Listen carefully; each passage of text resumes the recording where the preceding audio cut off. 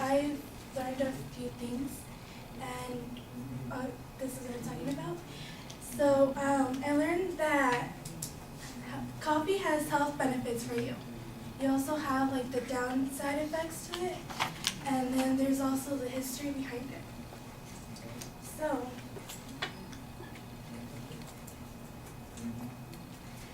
So in the 14th century, in Ethiopia, there was a man named Kaladi, and he saw that his sheep were happily dancing around these berries.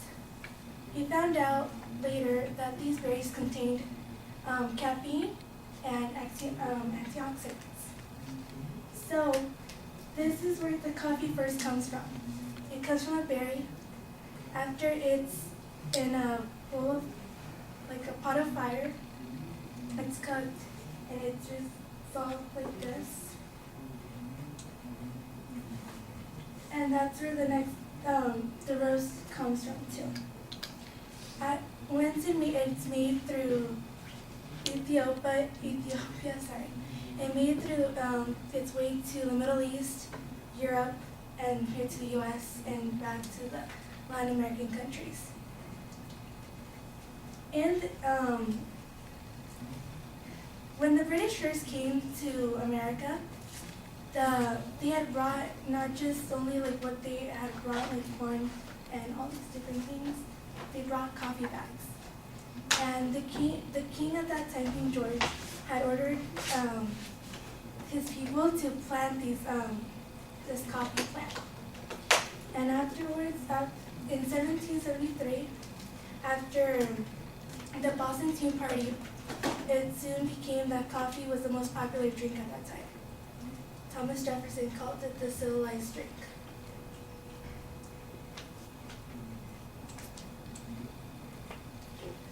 And before it's this tool helps to like turn all the coffee into like grind to make it like little pieces to have like the aroma.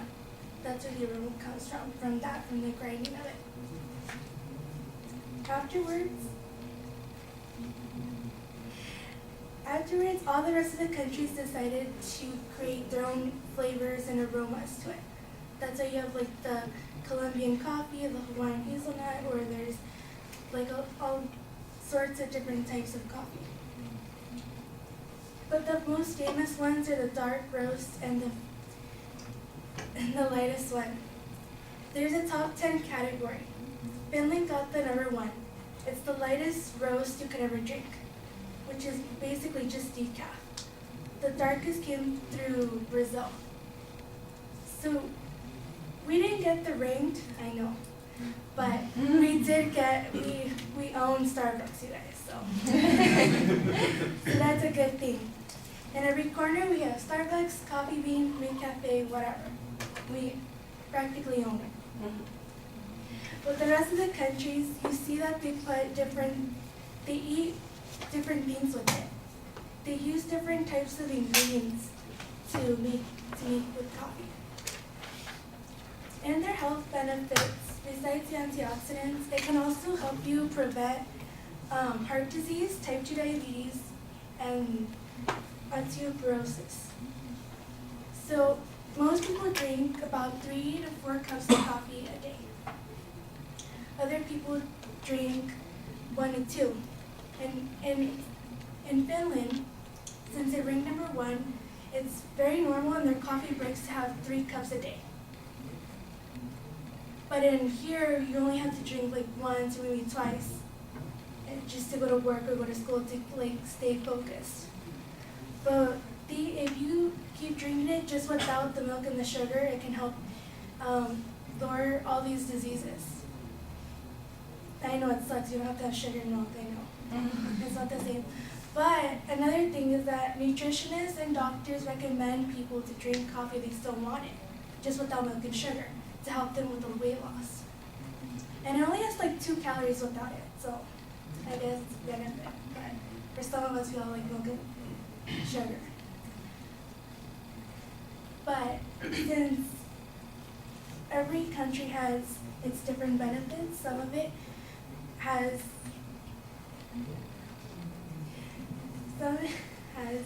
like different priorities to it. They drink coffee like different sorts of things. But it's normal to have to drink coffee at a certain amount of time of the day. But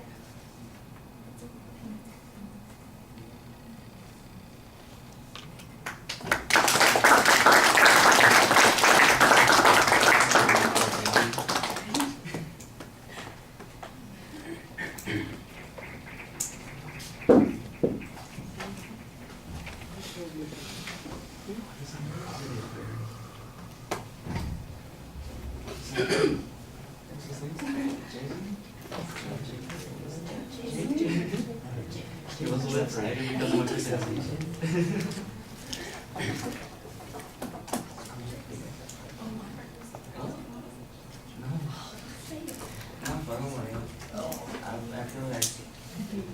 like you got it. Yeah. Some of the little turns your face, that it makes.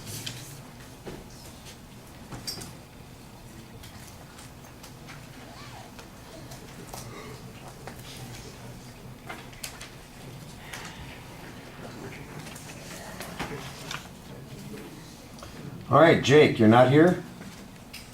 All right, 0. All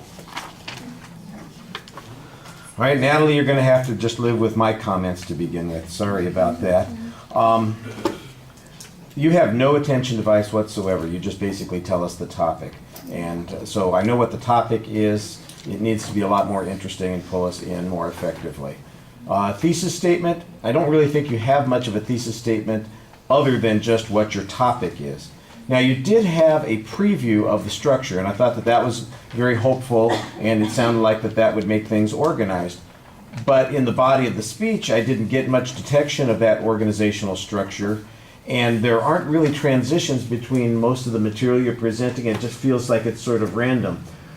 It made it sound like the guy out there thousands of years ago who saw his sheep eating the stuff discovered antioxidants and caffeine, and I don't think that that's probably true.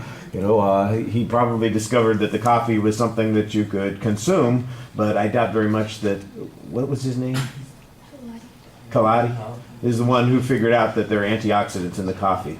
You know, I don't think anybody had heard of antioxidants before, 30 years ago. So to me, I think it's just one of those things where you've got a lot of information in the speech, but it has not yet been put together efficiently, and you haven't figured out how to get from point to point to point. Another example of something like that, there's an explanation of how King George wanted people to plant coffee here, and then I hear a reference to the Boston Tea Party, and then the next thing I know, Jefferson is saying it's the American coffee. And I'm going, I think those things are all connected somehow, but I'm not sure why. And I guess it's, why coffee became the national drink here in the United States, but that's not very clearly explained. And like I said, there's information there. I can tell you've done some research. You got bits and pieces of information, but you haven't figured out how to put it together as a story. And I think that that's a little bit problematic. Also, you're not citing any of your sources, and I know that you did the research someplace, but you're not telling us where you got any of that information. I thought the visuals were pretty good. They're nice and large and easy to see. They're integrated into the speech pretty well. They don't really add a lot of information to the subject, but they do kind of, that's the closest you get to having something that provides a transition or an organizational structure for the speech. So I think that helped you a little bit in giving it a little bit more organizational structure. You probably recognize that you've got a little bit of anxiety and are nervous while you're speaking, and when you watch yourself speak, you're going to be able to pick out all the things that you need to work on. All right, I'm not going to pick on you about all those things. You watch it and you'll see, you'll know what we're going to be talking about, okay? All right, thank you.